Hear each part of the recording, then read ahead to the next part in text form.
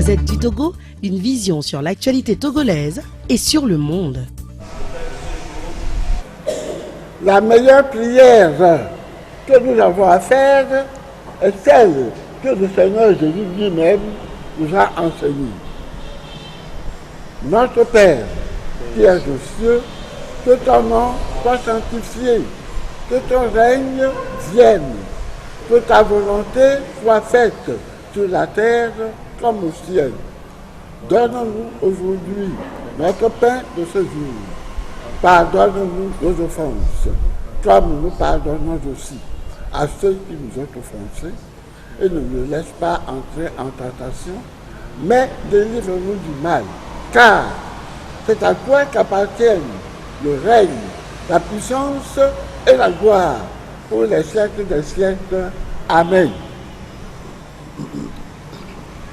Excellences, Mesdames et Messieurs les journalistes, Mesdames et Messieurs, en vos différents rangs et qualités.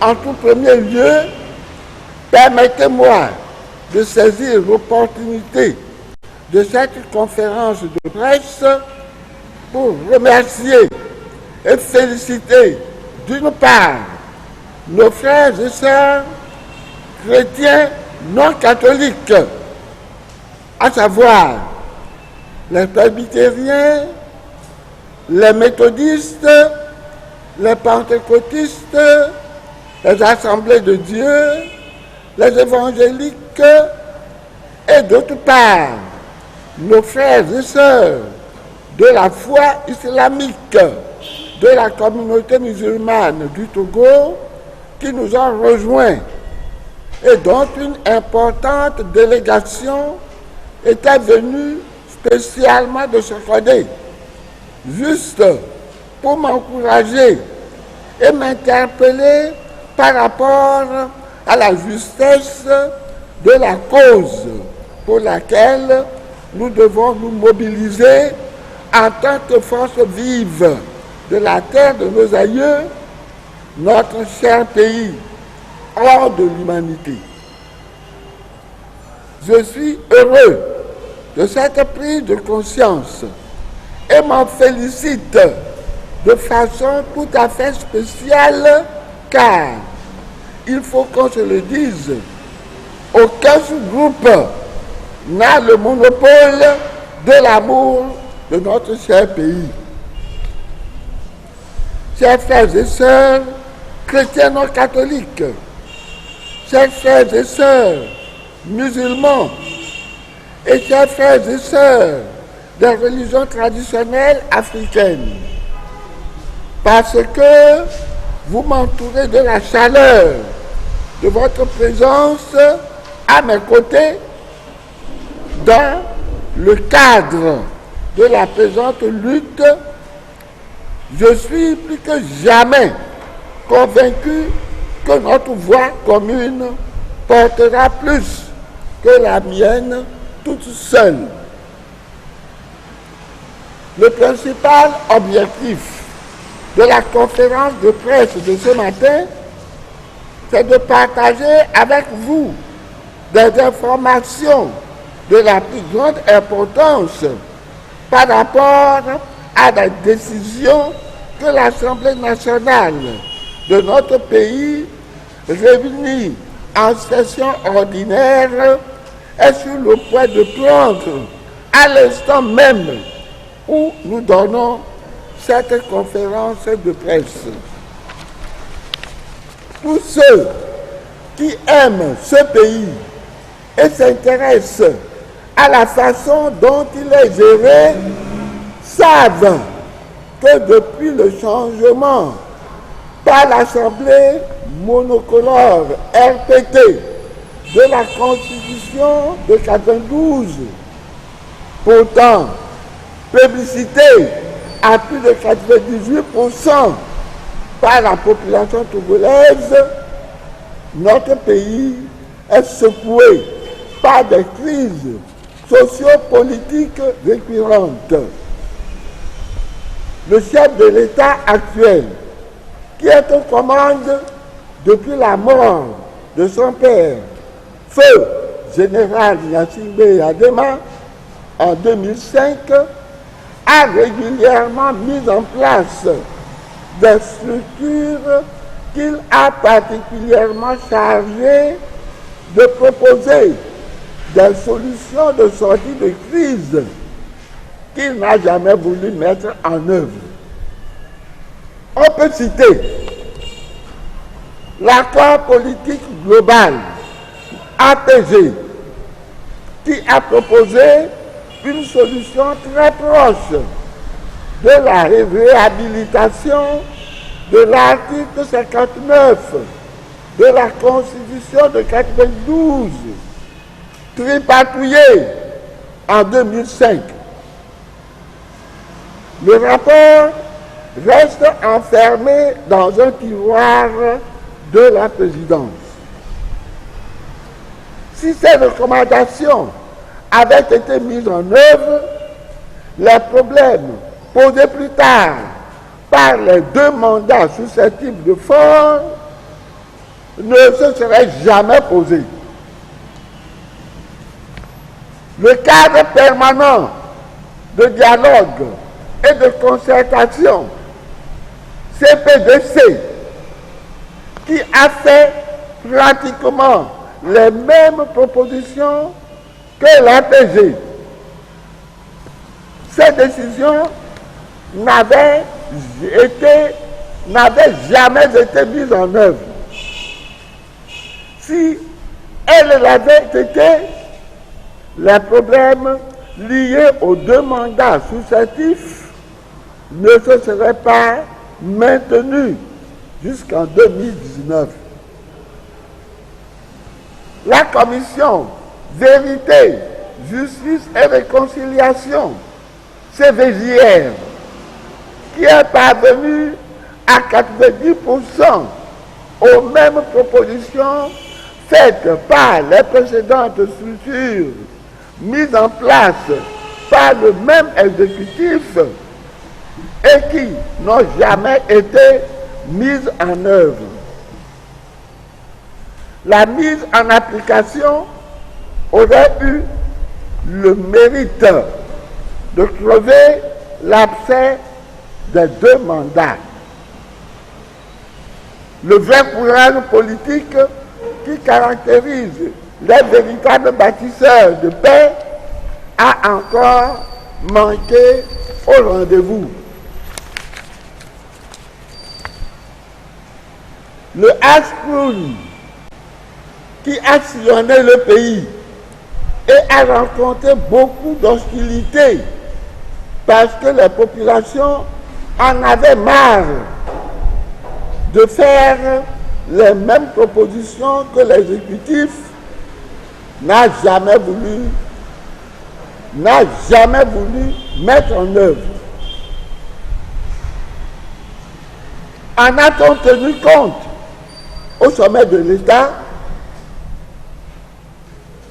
La CEDEAO, qui fut sollicitée par notre pays à un moment de l'histoire donnée récurrente crise sociopolitique, nous a proposé les services d'un expert constitutionnaliste sénégalais qui, après avoir observé les constitutions appliquées dans 5 pays francophones de notre sous-région ouest africaine, est arrivé à une solution de sortie de crise très proche à la fois de la norme dans les 5 pays et de ce que veut le peuple togolais.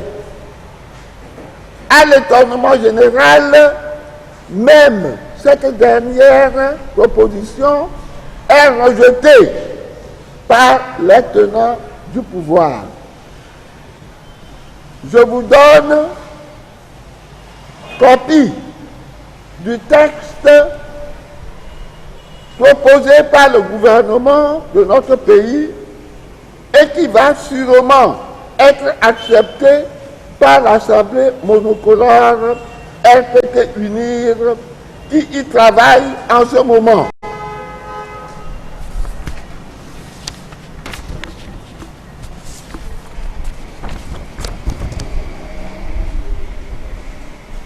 Projet de loi portant modification des articles 50, 60 et 100 de la Constitution du 14 octobre 1992, adopté par le gouvernement.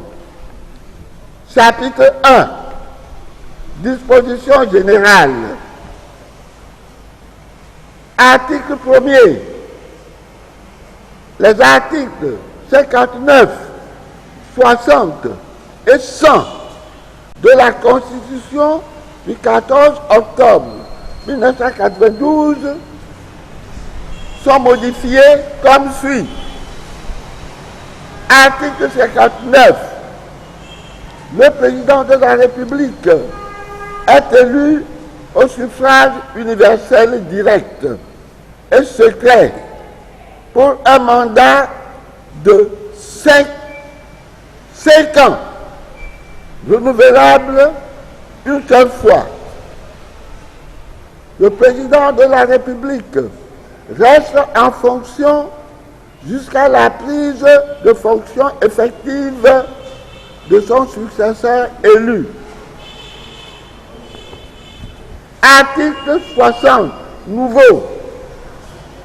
L'élection du président de la République a lieu au scrutin uninominal, majoritaire à 2 tours.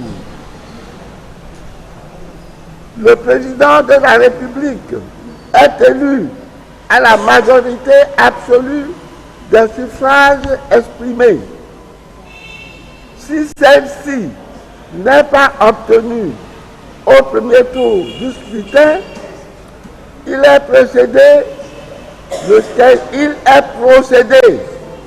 15e jour après la proclamation des résultats définitifs du premier tour à un second tour. Seuls peuvent se présenter au second tour les 2 candidats ayant recueilli le plus grand nombre de voix au premier tour.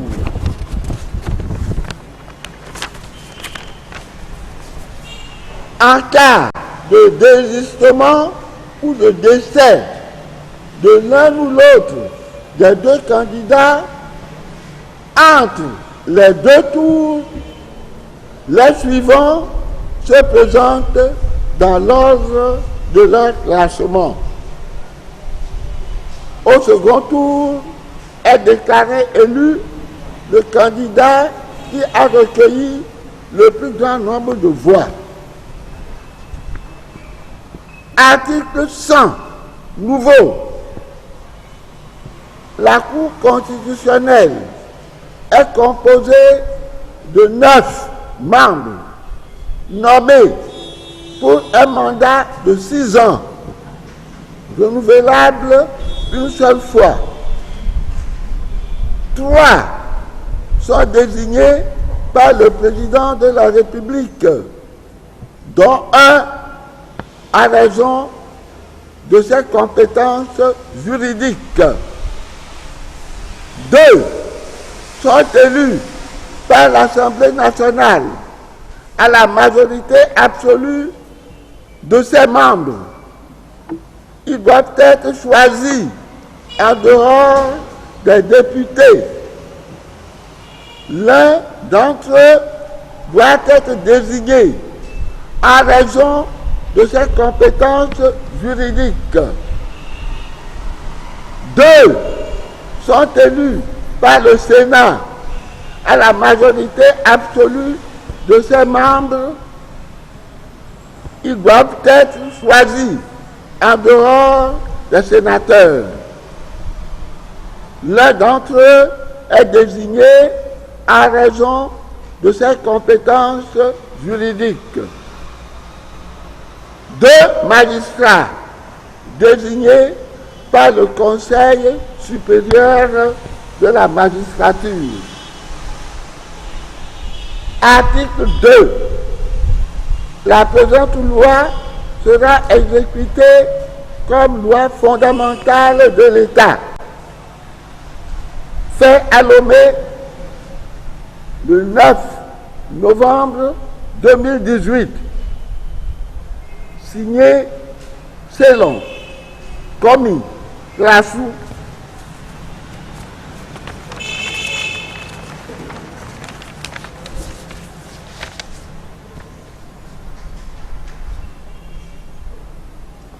Pourquoi faut-il que, tout le temps, nous soyons obligés d'accepter l'inacceptable?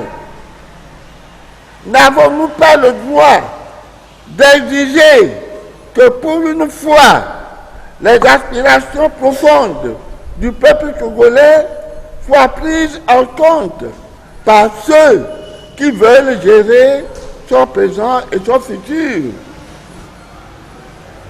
Quel honnête citoyen de ce pays ne serait pas fier d'être véritablement élu si les élections sont organisées de façon franche, transparente et sincère? Les perdants iront féliciter les gagnants et la démocratie s'en trouverait renforcée. Qui a peur de donner la même chance à toutes les citoyennes et à tous les citoyens? Un vrai fort ne piétine pas le faible. Il sait qu'une humanité commune les unit et le sens du devoir et la crainte du jugement de l'histoire devraient gouverner nos actions.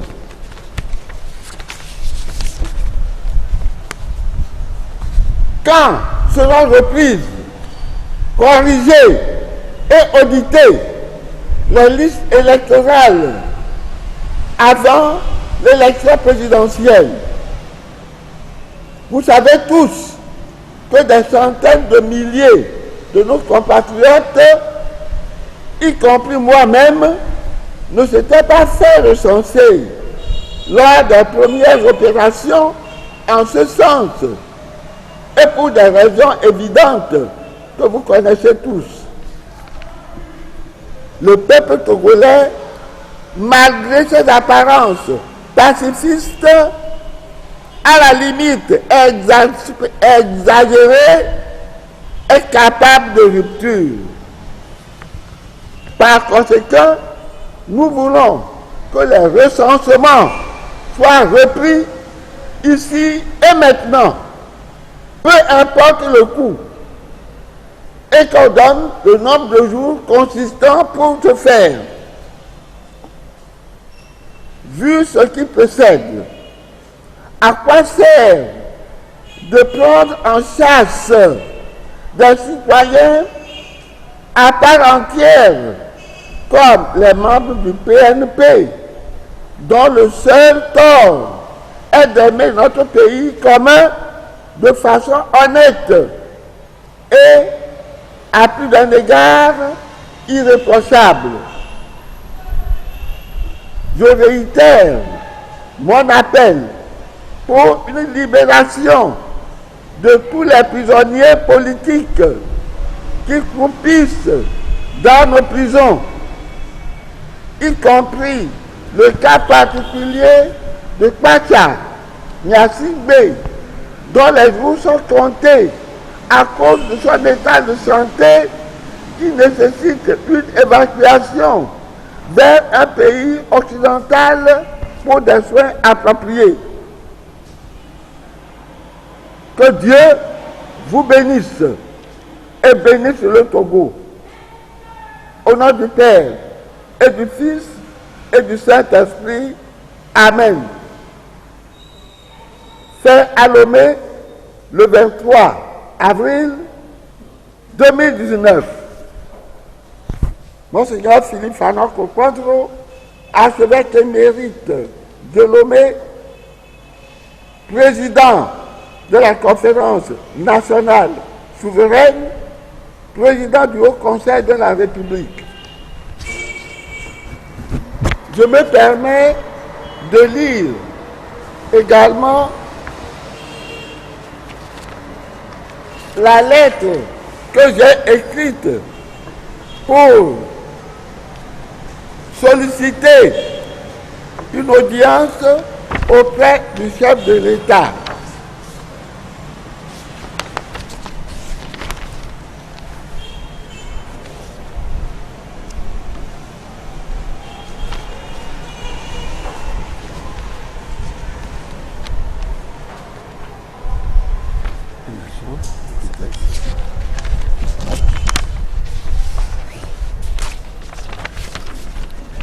J'ai plusieurs fois téléphoné au protocole, mais pas de réponse. Alors, le 16 avril dernier, j'ai écrit une lettre à la très haute attention de son Excellence, Monsieur le Président de la République togolaise. Objet, demande d'audience. Excellence, Monsieur le Président de la République, depuis plusieurs semaines, mes efforts pour obtenir auprès de votre Excellence une audience pour vous exposer des sujets brûlants et d'intérêt commun se sont heurtés à une impasse.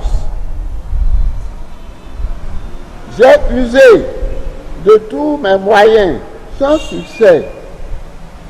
J'ai même tenté de joindre directement votre directrice de cabinet qui n'a pas daigné faire accueil favorable à mon appel. Et pourtant, les sujets dont je voudrais vous entretenir me paraissent graves et nécessitent une prompte et rapide action de votre part pour éviter le pire. C'est pourquoi je me permets de vous renouveler par le présent courrier la demande d'audience que votre Excellence vous a bien accordée dans un bref délai, selon votre agenda, à raison de l'urgence des sujets. Ma démarche est simplement celle d'un pasteur qui désire vivement s'entretenir avec un de ses fils sous l'action de l'Esprit Saint. En attendant de vous rencontrer, prière, recevoir, Excellence, Monsieur le Président de la République et très cher fils, ma paternelle bénédiction. Nota bene, je vous prie de bien vouloir méditer les paroles de l'Évangile selon saint Matthieu, chapitre 25, versets 39 à 40. Monseigneur Philippe Fanon-Kokwadjo, archevêque émérite de Lomé.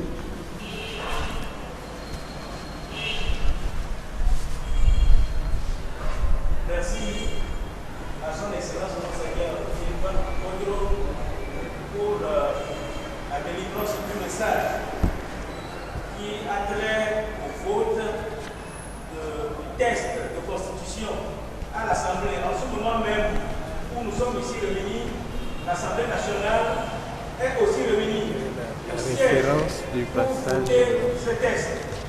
Et l'information qui a été apportée au prélat, c'est que ce n'est pas le test proposé par l'expert constitutionnaliste de la CEDEAO qui est en étude, mais c'est le test que le gouvernement togolais avait proposé et qui avait en son temps fait réagir l'opposition qui était sortie de la salle. Nous craignons que ce qui va se faire ne reflèterait pas l'esprit et le désir des Togolais.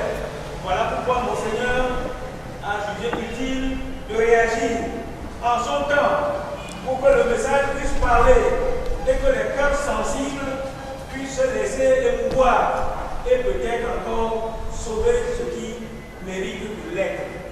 Et comme on peut le constater, dans les précédentes sorties de son Excellence Monseigneur, l'archevêque émérite, il était seul. Aujourd'hui, vous le voyez bien entouré de pasteurs d'autres églises. Cela montre à suffisance que la lutte a dépassé les limites de la seule église catholique, mais que toutes les autres églises, d'ailleurs, elles étaient déjà engagées, mais ont décidé de conjuguer ensemble leurs efforts pour une sortie de crise dans notre pays. Nous allons ouvrir une liste pour donner la parole à son Excellence Monseigneur, l'archevêque émérite, pour répondre à vos différentes questions. Les imams de Sokoré, qui étaient venus voir Monseigneur, auraient voulu être à son rendez-vous s'ils avaient été prévenus à temps. Monseigneur est donc à votre disposition pour les questions.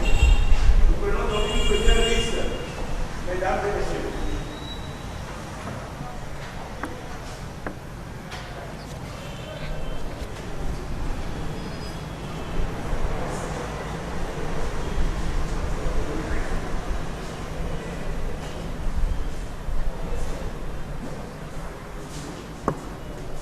La liste, qui veut intervenir?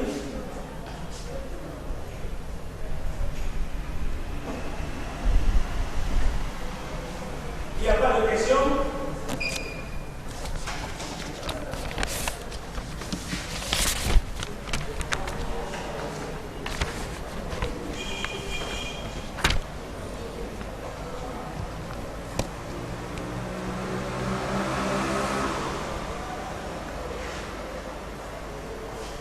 Je voudrais tout simplement rappeler ce que j'avais déjà dit lors de mon message radiodiffusé là, que j'avais fait aussitôt après les élections. Je disais ceci: à présent que la formation politique au pouvoir concentre entre ses mains la totalité des moyens pour conduire les réformes attendues par le peuple togolais, il lui revient de mener les modifications constitutionnelles et institutionnelles de manière républicaine, car la majorité du peuple togolais aspire à une alternance pacifique à très brève échéance. Alors, j'interviens d'ores et déjà en conséquence sur ce point capital en insistant sur la nécessité de rétablir l'article 59 de la Constitution de 1992 dans sa version originelle, telle que l'a voulu le constituant et telle que l'a disposé le peuple togolais à travers le référendum plébiscitaire du 27 septembre 1992. Je cite: le président de la République est élu au suffrage universel, direct, pour un mandat de 5 ans, renouvelable une seule fois. En aucun cas, nul ne peut exercer plus de 2 mandats. Cet article, fin de citation, cet article est le fruit, le produit fini des réflexions laborieuses d'éminents juristes et compatriotes togolais, parfaitement au fait de nos réalités sociales, sociologiques, psychologiques et politiques, qui se sont ainsi exprimés, se fondant sur notre passé commun pour construire les fondements de notre vivre ensemble et projeter la trajectoire de notre démocratie fondée sur des règles d'une alternance paisible, loin de toute velléité de conservation du pouvoir au-delà du nombre de mandats constitutionnels requis. C'est la clé de voûte de notre édifice démocratique, nanti de surcroît de la bénédiction du père de la mémorable Constitution de 92.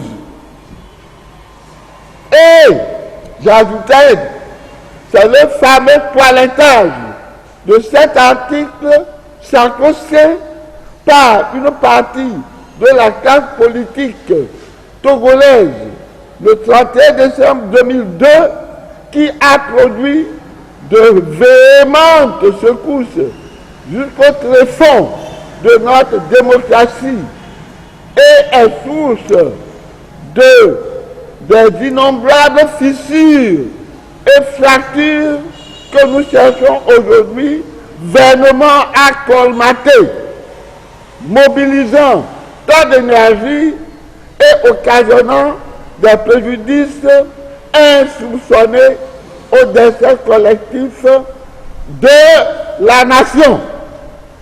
Donc, je disais, interdiction formelle et absolue de revenir sur cette question dans sa forme soi-disant toilettée. J'insiste, je persiste et je signe. Voilà ce que j'avais dit.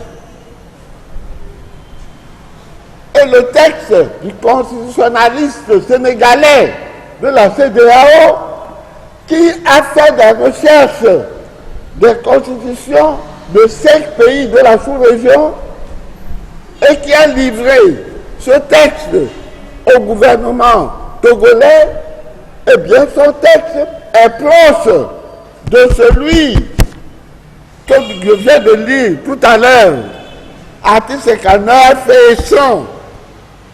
Eh bien, aujourd'hui, j'apprends qu'on n'en tient pas compte et on propose un autre texte formé par le gouvernement.